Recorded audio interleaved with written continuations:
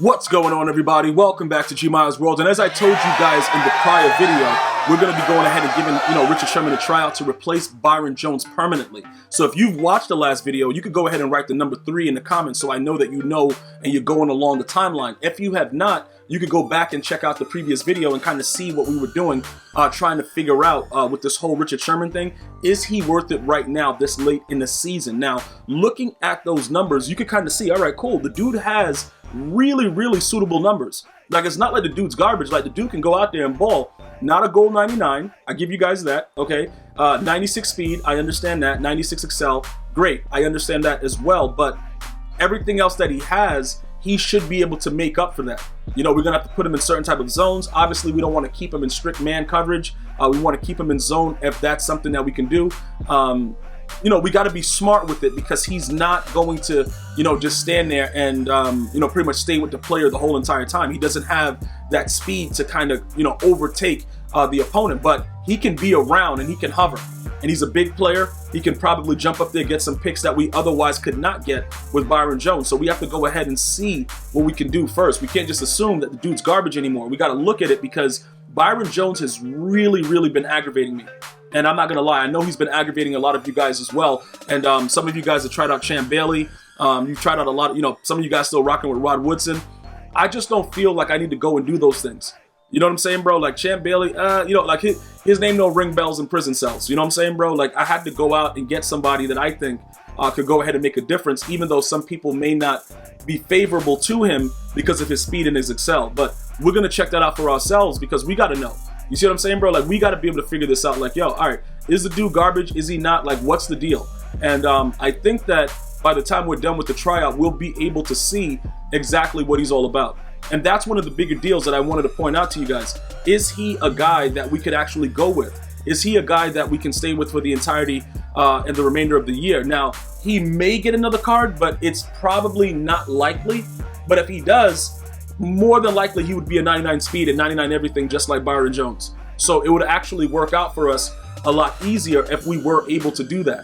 So it's a lot of things we're going to be looking at right now. So as we jump into this gameplay right now, our sole purpose is to see, is this guy able to play defense the way we need him to play defense? How does he drop back? Is he getting burnt in zone? Like, you guys may laugh about it, but there's a lot of dudes that get burnt in zone regularly.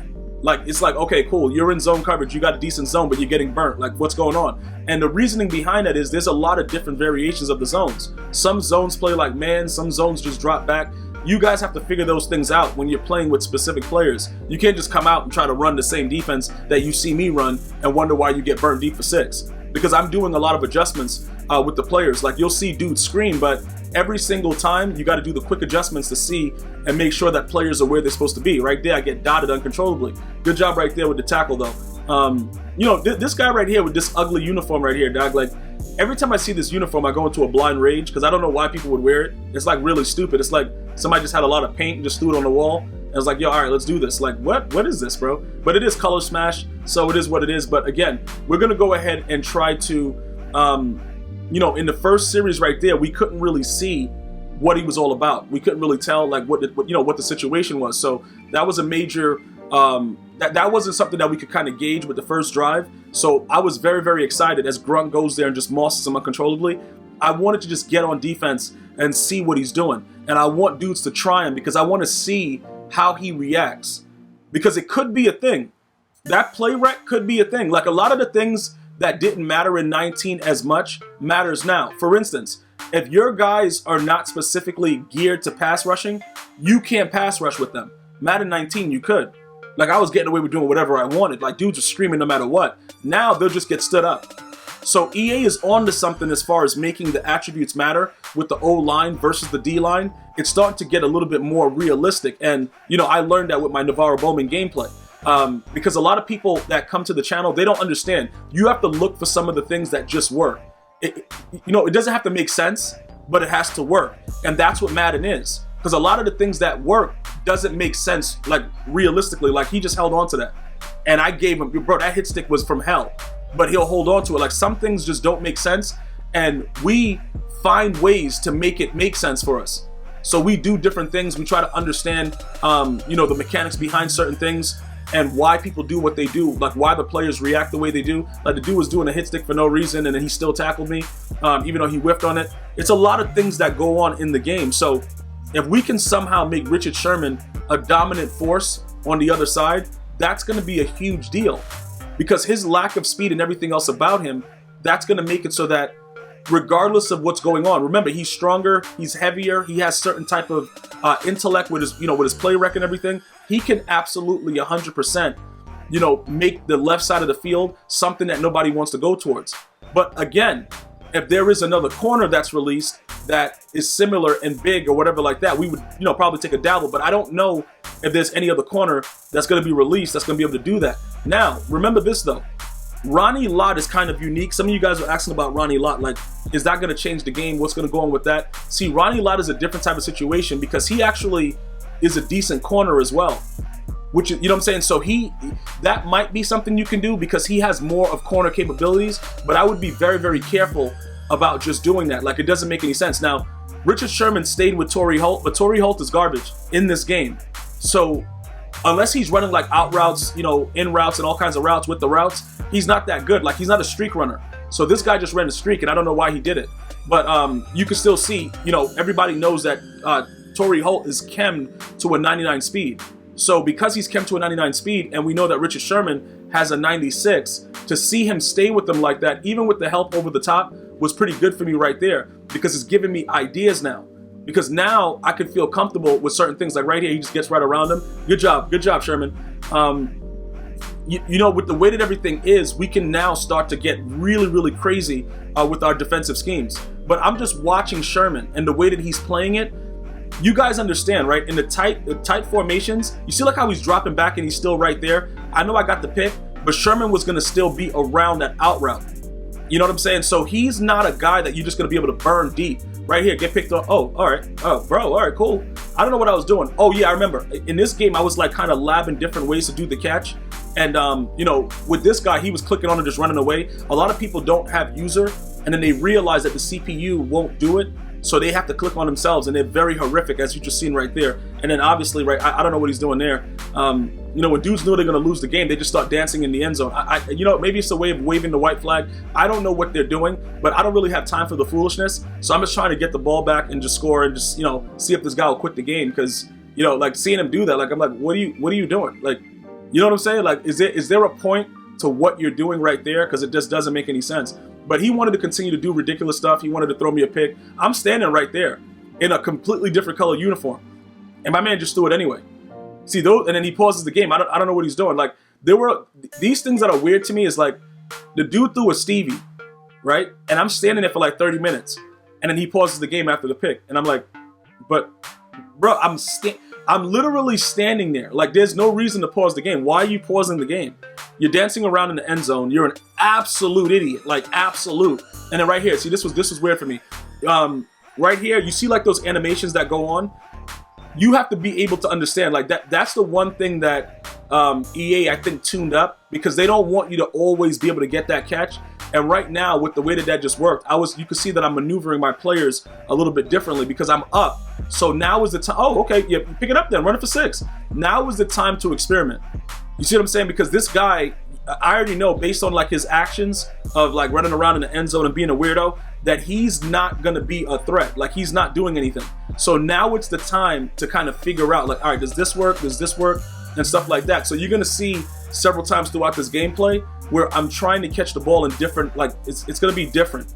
All right. Obviously, if I got my main way to do it, in which I get it 98% of the time, but there has to be other ways, because once you find one way, there has to, okay, I could probably cut back to the right a little bit faster. There has to be other ways to do it. So I'm going to keep playing around right now with Calvin and seeing what's going on. So you'll see like right there, the way I was doing it, I'm allowing the CPU to do whatever they want to do to me.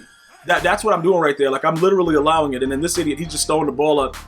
Look, see, that's the thing that's weird about it. Some people will just throw the ball up into coverage. I'm realistically trying to fix it. Like right here, I'm getting sacked, but I was about to be for 6 though. I had the post route coming wide open too.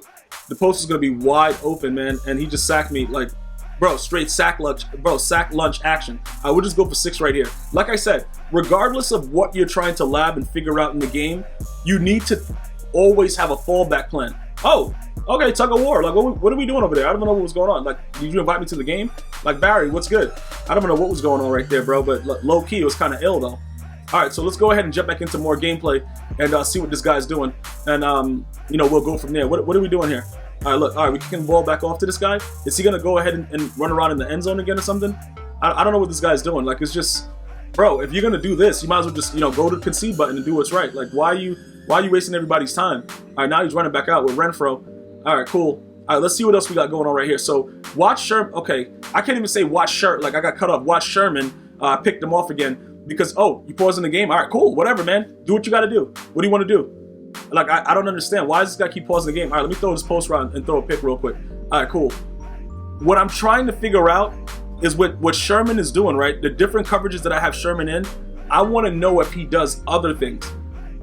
Like Night Train. Okay, all right, cool. Like Night Train. Night Train plays many different coverages out of the same type of zone. Yeah, he's gonna try to do it to me twice in a row. This dude is, yo, when it comes to horrific players, like, Night Train is a guy that you can put him in like one zone and he'll play like 2 or 3.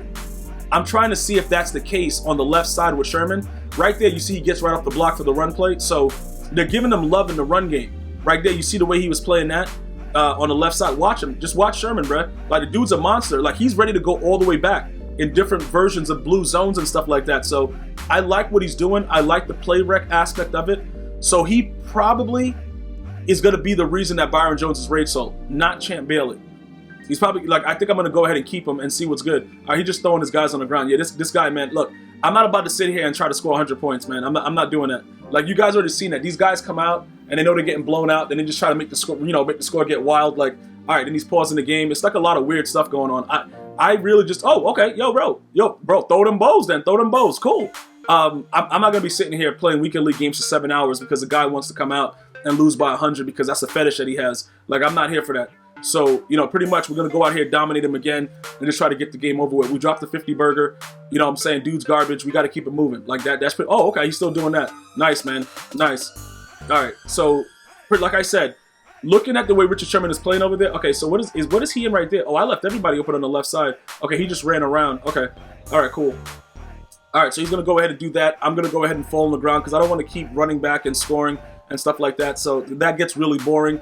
I think we're going to go ahead and keep Richard Sherman as this guy goes ahead and does what's right, and he's going to go do karate moves with his dead cockroaches. We're going to go ahead and analyze and figure it out together. I think that Richard Sherman is good enough to be kept. To be honest with you, I just want to get rid of Byron Jones. So it could be that and the mixture of the fact that Byron Jones sucks in Madden 20, but that's not what this is about. We'll figure it out together. I'm probably going to raid sell him. I'll let you guys know if I do. And I want you guys to continue to be safe, continue to enjoy life. I'm going to see you guys and girls next time. One love, y'all.